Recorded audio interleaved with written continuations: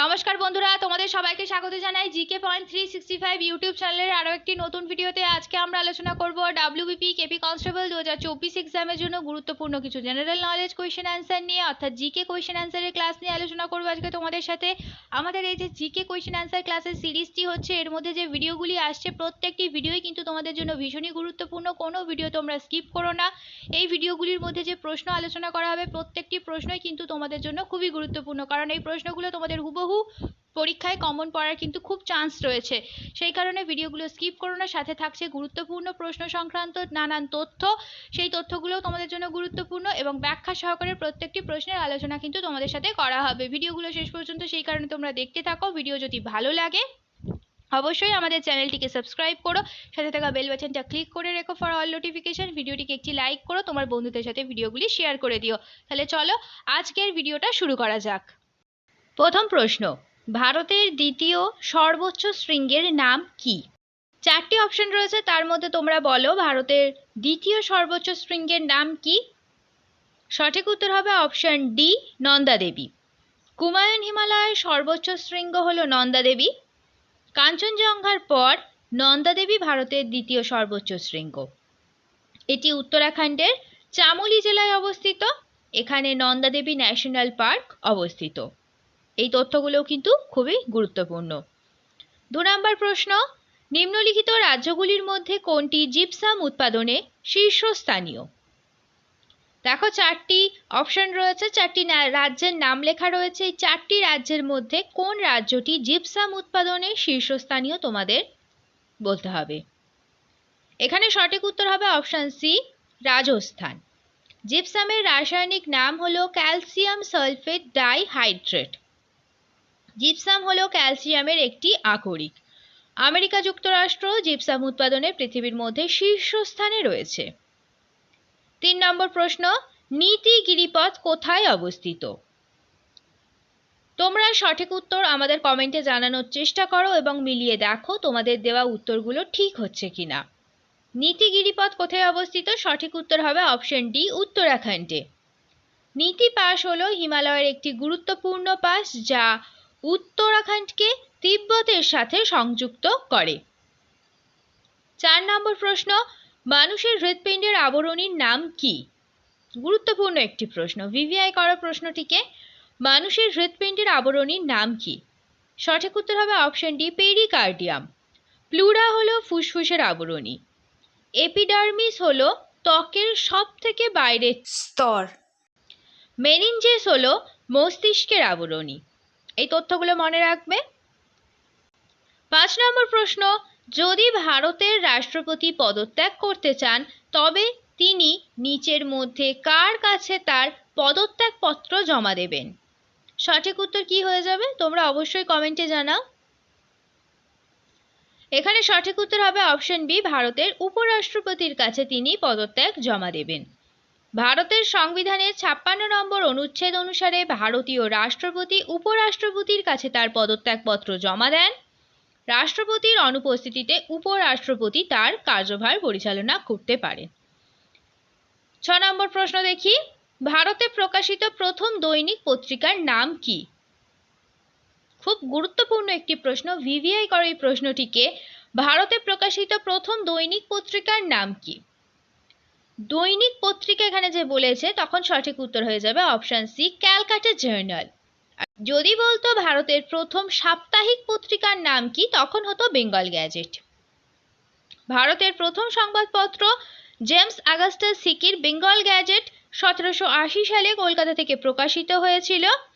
এটি একটি সাপ্তাহিক পত্রিকা ছিল। ঠিক আছে, পরের প্রশ্ন দেখি, নটরাজের বিখ্যাত ব্রোঞ্জ মূর্তিটি কোন শিল্পের একটি শ্রেষ্ঠ নিদর্শন? সঠিক উত্তর কি হবে? এখানে সঠিক উত্তর হবে অপশন এ, চোল শিল্পের একটি শ্রেষ্ঠ নিদর্শন হচ্ছে নটরাজের বিখ্যাত ব্রোঞ্জ মূর্তি। পরের প্রশ্ন, মহাভারত ও পুরাণে ভারতের এক রাজ্যকে গোমন্ত বলে উল্লেখ করা হয়েছে। কোন রাজ্যকে এই গোমন্ত বলে উল্লেখ করা হয়েছে? কোন রাজ্যকে? ভিভিআই প্রশ্ন। প্রশ্ন চলাকালীনই তোমরা সঠিক উত্তর কি হতে পারে সেটা কমেন্টে জানানোর চেষ্টা করো এবং আমাদের উত্তরের সাথে তোমরা উত্তরটা মিলিয়ে দেখে নাও যে তোমাদের উত্তরটা ঠিক হলো কিনা। এর মাধ্যমে তোমাদের খুব ভালো একটা প্রিপারেশন হয়ে যাবে এক্সামের জন্য। তোমরা কত স্কোর করছো সেটা তোমরা আমাদের কমেন্টে জানাও। তো এই প্রশ্নের সঠিক উত্তর হয়ে যাবে অপশন সি, গোয়া। মহাভারত ও পুরাণে ভারতের গোয়া রাজ্যকে গোমন্ত বলে উল্লেখ করা হয়েছে। পরের প্রশ্ন দেখি, Indira Gandhi centre for atomic research অবস্থিত কোথায়? দেখো চারটি অপশন রয়েছে, কোথায় Indira Gandhi centre for atomic research অবস্থিত? সঠিক উত্তর হবে অপশন ডি, কালপক্কমে। পরবর্তী প্রশ্ন, জাতীয় জলপথ 1 অর্থাৎ ন্যাশনাল ওয়াটারওয়ে 1 বিস্তৃত কোথায়? ভিভিআই প্রশ্ন। NW1 কোথায় বিস্তৃত? সঠিক উত্তর হয়ে যাবে অপশন বি, এলাহাবাদ থেকে হলদিয়া পর্যন্ত NW1 বিস্তৃত। তোমাদের যদি ভিডিওগুলি ভালো লাগে তাহলে অবশ্যই ভিডিওটিকে একটি লাইক করো, সাথে কিন্তু আমাদের চ্যানেলটিকে সাবস্ক্রাইব করে যেও, আর এই গুরুত্বপূর্ণ ভিডিওটা তোমার বন্ধুদের সাথে অবশ্যই শেয়ার করো। ভিডিওর মধ্যে যে সমস্ত প্রশ্ন তোমাদের সাথে আলোচনা করা হচ্ছে, প্রতিটি প্রশ্নই তোমাদের পুলিশ এক্সামের জন্য ভীষণই গুরুত্বপূর্ণ। সেই কারণে স্কিপ না করে শেষ পর্যন্ত তোমরা ভিডিওটা দেখতে থাকো, এবং প্রত্যেকটি প্রশ্নের সাথে আনুষঙ্গিক নানান তথ্য কিন্তু আমরা আলোচনা করে দিচ্ছি। সেই তথ্যগুলোও তোমাদের জন্য খুবই গুরুত্বপূর্ণ। সেই তথ্যগুলো তোমরা স্কিপ না করে ভালোভাবে খাতাতে নোট ডাউন করে তথ্যগুলো তোমরা তৈরি করো। পরের প্রশ্ন, কফি বৃষ্টি দেখা যায় কোথায়? সঠিক উত্তর হবে অপশন এ, কর্ণাটকে। পরবর্তী প্রশ্ন, মেহেরগড় সভ্যতা হলো? সঠিক উত্তর কি হয়ে যাবে? অপশন সি হবে সঠিক উত্তর, নব্য প্রস্তর যুগের সভ্যতা। তাম্র প্রস্তর যুগের একটি সভ্যতার উদাহরণ হচ্ছে সিন্ধু সভ্যতা। পরের প্রশ্ন, রাজ্যপালকে শপথ গ্রহণ করান কে? সঠিক উত্তর হবে অপশন সি, হাইকোর্টের প্রধান বিচারপতি। পরবর্তী প্রশ্ন, বাণিজ্যিক সারগুলিতে নিম্নলিখিত কোন মৌলটি থাকার সম্ভাবনা সব থেকে কম? সারে থাকে ফসফরাস, নাইট্রোজেন আর পটাশিয়াম। তো সারে কোনটি অনুপস্থিত বা থাকার সম্ভাবনা সব থেকে কম? উত্তর হবে অপশন বি, সিলিকন। পরের প্রশ্ন দেখি, স্পাইস অ্যাওয়ার্ড 2024 পেলেন কে? সঠিক উত্তর তোমরা যদি জানো অবশ্যই আমাদের কমেন্টে জানাও। স্পাইস অ্যাওয়ার্ড 2024 পেলেন স্বপ্না কল্লিঙ্গল।